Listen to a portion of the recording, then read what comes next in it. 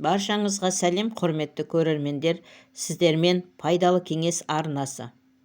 Суық тигенде неге денеміз қалтырайды? Адам суықтап қалған кезде ең бірінші байқалатын белгі қалтырау. Денеміз өздігінен дірілдеп, тоңып тұрғандай болады.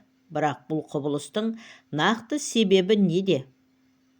Достар, біздің видеоларды көріп жүргендердің көбі арнаға жазылмай кетеді. Сіздерден үлкен өтініш. Дәл қазір жазылып кетіңіз. Бұл біз үшін жаңа ғылыми тақырыптарда сіздерге жеткізуге үлкен мотивация болады. Неге суықта қалтыраймыз? Бұлшық еттердің қорғаныс реакциясы. Қалтырау ағзаның табиғи қорғаныс механизмі.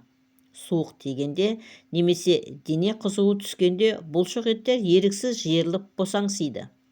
Осы қозғалыс кезінде жылу бөлініп, дене температурасын көтеруге тырысады. Иммундық жүйенің әрекеті.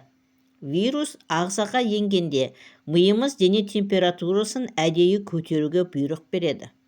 Себебі вирустар жоғары температурада көбейе алмайды.